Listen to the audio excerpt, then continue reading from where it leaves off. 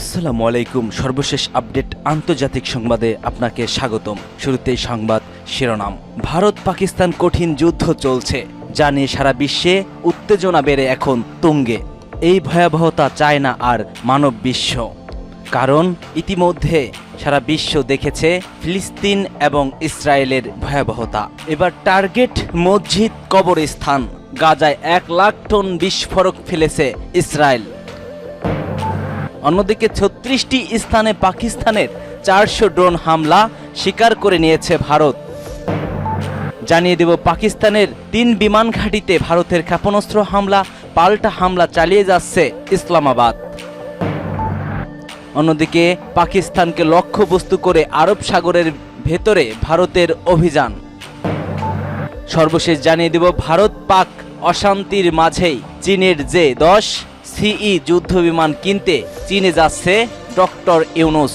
এতক্ষণ শুনছিলেন সংবাদ শিরোনাম, এবার বিস্তারিত। তবে তার আগে আপনি কোন দেশকে সমর্থন করছেন এবং এই যুদ্ধকে কিভাবে দেখছেন জানিয়ে দিন কমেন্ট সেকশনে। আপনি যদি পাকিস্তানকে সমর্থন করে থাকেন, কমেন্ট সেকশনে অবশ্যই ইয়েস লিখে আপনার সমর্থনটি নিশ্চিত করুন। এবং আপনি যদি চ্যানেলে নতুন হয়ে থাকেন, অবশ্যই চ্যানেলটিকে সাবস্ক্রাইব করবেন এবং পরবর্তী আপডেট পেতে চ্যানেলটিকে সাবস্ক্রাইব করে আমাদের সঙ্গেই থাকবেন। টার্গেট মসজিদ, কবরস্থান। গাজায় 1 লাখ টন বিস্ফোরক ফেলেছে ইসরায়েল। 19 মাস আগে গণহত্যা শুরু করার পর থেকে গাজা উপত্যকায় 1 লাখ টন বিস্ফোরক ফেলেছে ইসরায়েল, যার ফলে 62,000-এরও বেশি ফিলিস্তিনি নিহত বা নিখোঁজ হয়েছেন। 12,000-এরও বেশি গণহত্যা সংঘটিত হয়েছে। গাজা সরকারি মিডিয়া অফিস এমন তথ্য জানিয়েছে।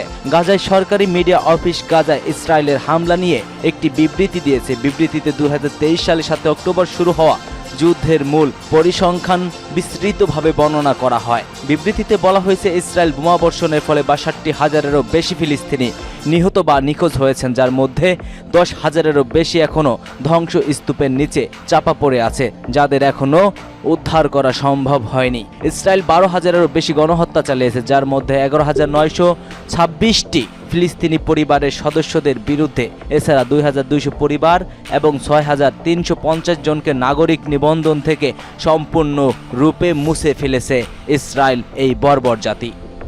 এই অভিযানে কবরস্থানগুলোকে লক্ষ্য করা হয়েছিল, যেখানে ইসরায়েল সেনাবাহিনী গাজার কবর থেকে 2,300টি মৃতদেহ চুরি করে হাসপাতালের ভিতরে 60টি গণকবর স্থাপন করেছিল, যার মধ্যে 529টি এখন পর্যন্ত উদ্ধার করা হয়েছে।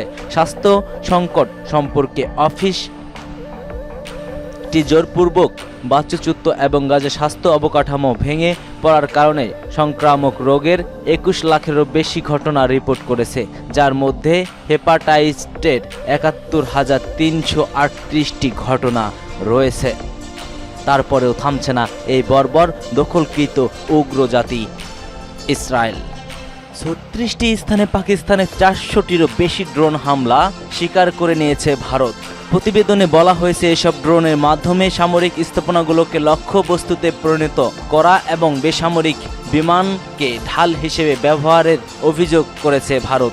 ভারতের পররাষ্ট্র সচিব বিক্রম মিশ্রি, সেনাবাহিনীর কর্নেল সোফিয়া কুরেশি এবং বিমান বাহিনীর ইয়ং কমান্ডার ভূমিকা সিংহ যোগ এবং সম্মেলনে জানান, পাকিস্তান এই ড্রোন অনুপ্রবেশের সম্ভাব্য উদ্দেশ্য ছিল ভারতের আকাশ প্রতিরক্ষা ব্যবস্থা পরীক্ষা করা। ভারতের হাতে ধরা পড়া ড্রোনগুলোর ধ্বংসশেষ প্রাথমিকভাবে পরীক্ষা করে দেখা গেছে সেগুলো তুরস্কের আসিস গার্ড সংজ্ঞার ড্রোন। তিনি আরও জানান, পাকিস্তানের একটি সশস্ত্র ইউএভি ভারতের বার্ডি ইন্ডা সামরিক ঘাঁটি লক্ষ্য করে হামলার চেষ্টা করেছিল, যেটিকে সফলভাবে প্রতিহত করা হয়েছে।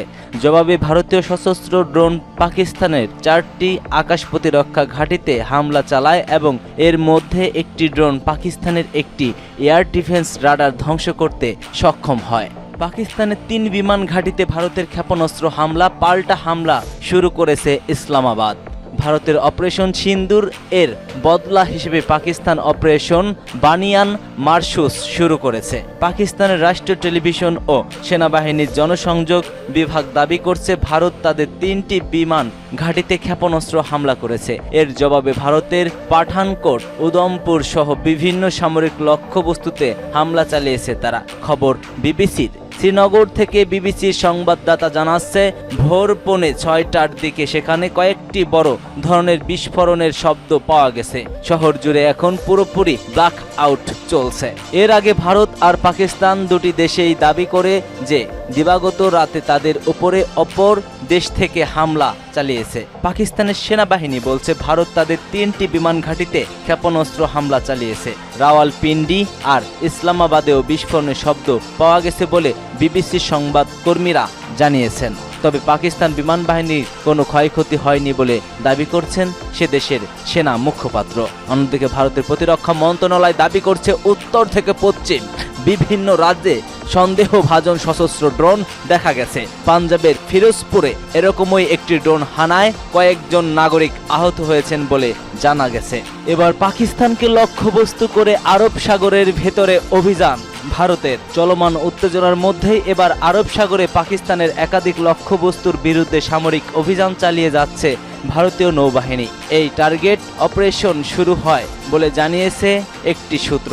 এক প্রতিবেদনে তথ্য নিশ্চিত করে ভারতীয় সংবাদ মাধ্যম এনডিটিভি। এদিকে রাতে জম্মু ও কাশ্মীরের বিভিন্ন এলাকায় পাকিস্তান ক্ষেপণাস্ত্র হামলার চেষ্টা চালায় বলে দাবি ভারতের। জম্মু আর এসপুরা, আর্নিয়া, সাম্বা ও হেরিনগর লক্ষ্য করে ক্ষেপণাস্ত্র ছোড়ে পাকিস্তান। তবে ভারতের আকাশ প্রতিরক্ষা ব্যবস্থা সেগুলো সফলভাবে প্রতিহত করে বলে দাবি করছে ভারতীয় পোর্টাল। পাঠানকোটে গোলাগুলির ঘটনা ঘটে ও রাজস্থানে জয়সলের পাকিস্তানি ড্রোন আটকানো হয় বলেও দাবি করেছে ভারতীয় সেনাবাহিনী। ভারত পাক অশান্তির মধ্যেই চীনের J-10CE যুদ্ধবিমান কিনতে ছুটেছেন ডক্টর ইউনূস। পহেলগাঁও হামলার বদলা নিয়েছে ভারত। অন্যদিকে একের পর এক হামলা চালিয়ে যাচ্ছে পাকিস্তান। কেউ বসে নেই, পাল্টা হামলা চলমান। আর এরই মাঝে চীনে ছুটেছে বাংলাদেশের প্রধান উপদেষ্টা ডক্টর ইউনূস। দেশের এয়ারফোর্সের সক্ষমতা বাড়াতে উদ্যোগী হয়ে পড়েছেন বাংলাদেশের অন্তর্বর্তীকালীন সরকারের প্রধান ডক্টর ইউনূস। চীনের J-10C multi role fighter jet কিনতে উদ্যোগী হয়ে পড়েছেন তিনি। ইতিমধ্যে পাকিস্তানকে আধুনিক এই যুদ্ধবিমান দিয়েছে বেইজিং। এবার সেটাই চায় ঢাকা। সূত্রের খবর, দীর্ঘ সময় ধরে বাংলাদেশ বায়ুসেনার হাতে থাকা যুদ্ধবিমানগুলোকে আপগ্রেড করার চেষ্টা চালাচ্ছে। এবার পাকিস্তানের মাটিতে সিন্ধুর স্ট্রাইকের পর হঠাৎ করেই এই বিষয়ে কথাবার্তা শুরু করেছে ডক্টর ইউনূস সরকার। রিপোর্ট বলছে প্রাথমিক পর্যায়ে 16টি J-10CE ফাইটার জেট কেনার উদ্যোগ নেওয়া হয়েছে। ভিগো আর্টস ড্রোন নামের পরিচিত এই বিমানগুলি 4.5 প্রজন্মের।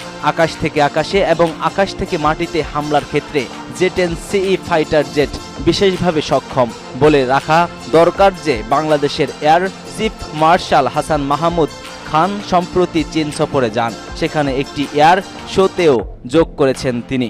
একাধিক চীনের অধিকারীদের সঙ্গে বৈঠকও করেছেন এই প্রধান সেনা। আর এরপরই চীনা বিমান কিনতে উদ্যোগী হয়ে পড়েছে ঢাকা।